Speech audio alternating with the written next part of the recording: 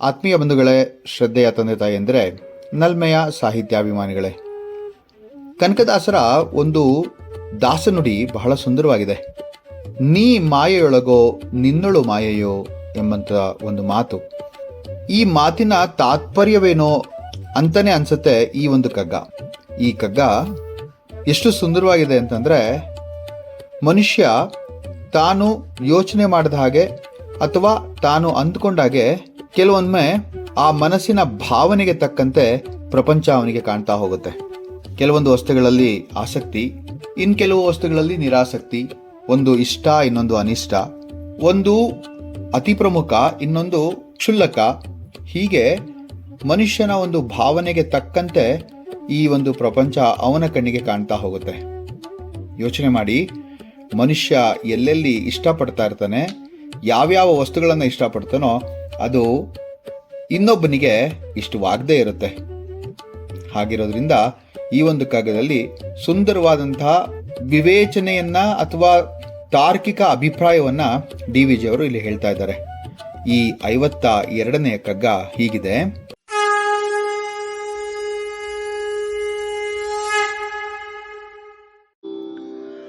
ಗಗನ ನೀಲಿಮೆಯನ್ನ ಕಣ್ಗೆ ಸೊಗವೀವಂತೆ ಮುಗಿವ ತರಣಿಯ ರಕ್ತ ಹಿತವೆನಿಸದೇಕೋ. ಸೊಗದ ಮೂಲವದೆಲ್ಲಿ ನೀಲದೊಳೋ ಕೆಂಪಿನೊಳೋ ಬಗೆವೆನ್ನ ಮನಸ್ಸಿನೊಳೋ ಮಂಕುತಿಮ್ಮ ಮಂಕುತಿಮ್ಮ. ನೀ ಮಾಯೆಯೊಳಗೋ ನಿನ್ನಳು ಮಾಯೆಯೋ, ನೀ ದೇಹದೊಳಗೋ ನಿನ್ನಳು ದೇಹವೋ. ಎಷ್ಟು ಸುಂದರವಾಗಿ ಕನಕದಾಸರು ಬರೀತಾರೆ. ಅದರಲ್ಲಿ ನನಗೆ ಇನ್ನೂ 2 ಬಹಳ ಸುಂದರವಾದಂತಹ ಪಂಕ್ತಿಗಳು ತುಂಬಾ ಇಷ್ಟ. ನಯನ ಬುದ್ಧಿಯೊಳಗೋ ಬುದ್ಧಿ ನಯನದೊಳಗೋ, ನಯನ ಬುದ್ಧಿಗಳೆರಡು ನಿನ್ನೊಳಗೋ ಹರಿಯೇ ಅಂತ ಹೇಳಿ ಎಷ್ಟು ಚೆನ್ನಾಗಿ ಹೇಳ್ತಾರೆ ನೋಡಿ. ಅದೇ ತರಹ ಈ ಮನುಷ್ಯನ ಒಂದು ಪ್ರಕೃತಿ ಬಹಳ ವಿಚಿತ್ರವಾದದ್ದು ಮತ್ತೆ ಅಷ್ಟೇ ಅಭೂತಪೂರ್ಣವಾದದ್ದು ಅಂತ ಹೇಳ್ಬೋದು. ಆಕಾಶದ ನೀಲಿ ಬಣ್ಣ ಮನಸ್ಸಿಗೆ ತುಂಬಾ ಹಿತ ಕೊಡುತ್ತೆ ಕೆಲವರಿಗೆ, ಆದರೆ ಮುಳುಗುವಂತಹ ಸೂರ್ಯನ ಕೆಂಪು ಬಣ್ಣ ಕೆಲವರಿಗೆ ಇಷ್ಟ ಆಗದೆ ಇರಬಹುದು, ಒಂಥರ ರುದ್ರ ರಮಣೀಯ ಅನಿಸ್ಬೋದು, ಅಥವಾ ಕೆಲವರಿಗೆ ತುಂಬಾನೇ ಕೆಟ್ಟ ಒಂದು ಅಭಿಪ್ರಾಯವನ್ನು ಕೊಡುವಂತಹ ಬಣ್ಣ ಕೂಡ ಅದಾಗಿರಬಹುದು. ಆದರೆ ಇಲ್ಲಿ DVG ಅವರು ಒಂದು ಸುಂದರವಾದ ಪ್ರಶ್ನೆ, ಸೊಗದ ಮೂಲವೆಲ್ಲಿ ಅಂತ ಕೇಳಿದ್ರು. ಆ ಸೊಬಗಿನ ಅಂದ್ರೆ ಕೆಂಪು ಮತ್ತೆ ನೀಲಿಯ ಒಂದು ಸೊಬಗಿನ ಮೂಲ ಎಲ್ಲಿದೆ? ನೀಲಿ ಬಣ್ಣದಲ್ಲೋ ಕೆಂಪು ಬಣ್ಣದಲ್ಲೋ ಅಥವಾ ನಿನ್ನ ಮನಸ್ಸಿನಲ್ಲೋ ಅಂತ ಹೇಳಿ. ಇಲ್ಲಿ ತುಂಬಾ ವಿವೇಚನೆಯನ್ನ ಮಾಡುವಂತಹ ಅಥವಾ ತರ್ಕವನ್ನ ಮಾಡುವಂತಹ ವಿಚಾರ ಇದು.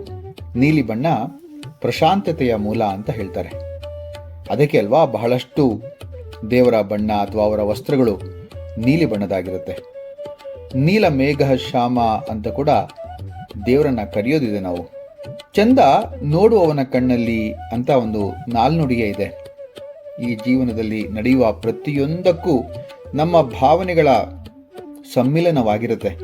ನೀಲಿ ಬಣ್ಣ ಕೆಂಪು ಬಣ್ಣ ಎನ್ನುವುದು ಮನಸ್ಸಿನ ಸೊಬಗಿನ ನಿಲುವು ಅಷ್ಟೇ. ಕೆಲವರಿಗೆ ನೀಲಿ ಇಷ್ಟ, ಕೆಲವರಿಗೆ ಕೆಂಪು, ಇನ್ನು ಕೆಲವರಿಗೆ ಹಳದಿ, ಮತ್ತೊಬ್ಬರಿಗೆ ಕಪ್ಪು. ಆದರೆ ಯಾರಿಗೆ ಇಷ್ಟವೋ ಬೇರೆಯವರಿಗೆ ಅದು ಅನಿಷ್ಟವಾಗಿರಬಹುದು, ಇರುತ್ತೆ ಕೂಡ. ನೋಡಿದ್ದೀರಾ, ಯೋಚನೆ ಮಾಡಿದ್ದೀರಿ ಅನ್ಸುತ್ತೆ. ಕೆಲವರಿಗೆ ಕಪ್ಪು ಬಣ್ಣ ತುಂಬಾ ಇಷ್ಟ, ಆದರೆ ಇನ್ನು ಕೆಲವರು ಅದನ್ನು ಧರಿಸೋದೇ ಇಲ್ಲ. ಯಾಕೆಂದ್ರೆ ಕಪ್ಪು ಅನಿಷ್ಟ, ಕಪ್ಪು ಅದೃಷ್ಟವನ್ನ ತಂದುಕೊಡೋದಿಲ್ಲ, ಅದು ದುರಾದೃಷ್ಟಕರ ಬಣ್ಣ ಅಂತ ಕೂಡ ಹೇಳೋದಿದೆ. ಮನಸ್ಸಿನ ಭಾವಕ್ಕೆ ಯಾರು ಹೊಣೆ? ಹಾಗಾದ್ರೆ ಯೋಚನೆ ಮಾಡಿ. ಯದ್ಭಾವಂ ತದ್ಭವತಿ ಅಂತ ಹೇಳೋದು ಇದೆ ಅಲ್ವಾ. ನಿಮ್ಮ ಮನಸ್ಸೇಗೋ ಹಾಗೆ ನಿಮ್ಮ ಯೋಚನೆ. ಮನುಷ್ಯನ ಅಭಿಪ್ರಾಯ ಅಷ್ಟೇ ಇದೆಲ್ಲ.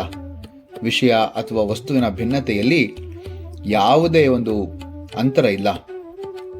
ವಸ್ತುಗಳು ಬೇರೆ ಬೇರೆ ಆದರೂ ಕೂಡ ಅದರ ಒಂದು ಸ್ವಭಾವ ಅಥವಾ ಅದರ ಒಂದು ಗುಣಲಕ್ಷಣಗಳು ಒಂದೇ ಆಗಿರುತ್ತೆ. ಆದರೆ ಅದು ನೋಡುವವನ ಮತ್ತು ಅದನ್ನ ಅನುಭವಿಸುವವನ ಕಣ್ಣಲ್ಲಿ ಮತ್ತು ಮನಸ್ಸಿನಲ್ಲಿ ಇರತಕ್ಕಂತಹ ಒಂದು ಅಭಿಪ್ರಾಯ ಅಷ್ಟೇ.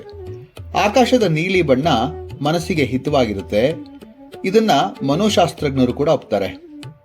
ಆದರೆ ಮುಳುಗುವ ಸೂರ್ಯನ ಕೆಂಪು ಬಣ್ಣ ರೌದ್ರತೆಯನ್ನ ತೋರುತ್ತೆ.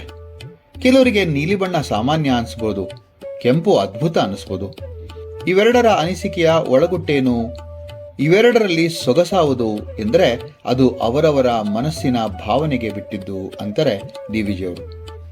ಸೊಗಸಿನ ಅರಿವಿನ ಮೂಲ ಆ ನೀಲಿ ಬಣ್ಣದಲ್ಲೋ ಕೆಂಪು ಬಣ್ಣದಲ್ಲೋ ಅಥವಾ ಇದನ್ನು ನೋಡಿ ಅನುಭವಿಸುವ ನನ್ನ ಮನಸ್ಸಿನ ಒಳಗೋ ಅಂತಾರೆ ಡಿ.ವಿ.ಜಿಯವರು.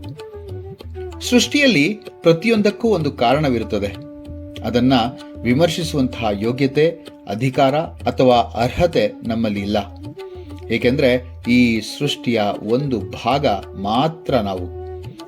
ಅದು ಯಾವುದೋ ಚೆನ್ನಾಗಿಲ್ಲ ಅಂತ ಅಂದ್ರೆ ಆ ಸೃಷ್ಟಿಯನ್ನ ನಾವು ಪ್ರಶ್ನಿಸಿದಂತೆ ಆಗತ್ತೆ, ಆ ಸೃಷ್ಟಿಕರ್ತನನ್ನ ನಾವು ಪ್ರಶ್ನಿಸಿದಂತೆ ಆಗತ್ತೆ ಅಂತ ಹೇಳ್ಬೋದು. ಒಳ್ಳೆಯ ಮನಸ್ಸನ್ನ ಬೆಳೆಸ್ಕೊಳ್ಬೇಕು, ಎಲ್ಲರನ್ನ ಪ್ರೀತಿಸಬೇಕು, ಯಾವುದನ್ನೂ ಇಷ್ಟಪಡದಂತಹ ಭಾವನೆ ನಮ್ಮಲ್ಲಿ ಬರಬಾರದು, ಎಲ್ಲವನ್ನು ಇಷ್ಟಪಡುವ ಭಾವನೆ ಬೆಳೆಸ್ಕೊಳ್ಬೇಕು, ಎಲ್ಲದರಲ್ಲೂ ಸೊಬಗನ್ನ, ಚೆಲುವನ್ನ, ಸೊಗಸನ್ನ ಕಾಣುವಂತಹ ವೈಶಾಲ್ಯತೆಯನ್ನ ಬೆಳೆಸ್ಕೊಳ್ಬೇಕು ಅಂತಾರೆ ಡಿ.ವಿ.ಜಿಯವರು. ಗಗನ ನೀಲಿಮೆಯನ್ನ ಕಣ್ಗೆ ಸೊಗವೀವಂತೆ ಮುಗಿವ ತರಣಿಯ ರಕ್ತ ಹಿತವೆನಿಸದೇಕೋ. ಸೊಗದ ಮೂಲವದಲ್ಲಿ ನೀಲದೊಳೋ ಕೆಂಪಿನೊಳೋ ಬಗೆವೆನ್ನ ಮನಸ್ಸಿನೊಳೋ ಮಂಕುತಿಮ್ಮ. ಮುಂದಿನ ಕಗ್ಗದೊಂದಿಗೆ ಮತ್ತೆ ಭೇಟಿಯಾಗ್ತೇನೆ. ನಮಸ್ಕಾರ.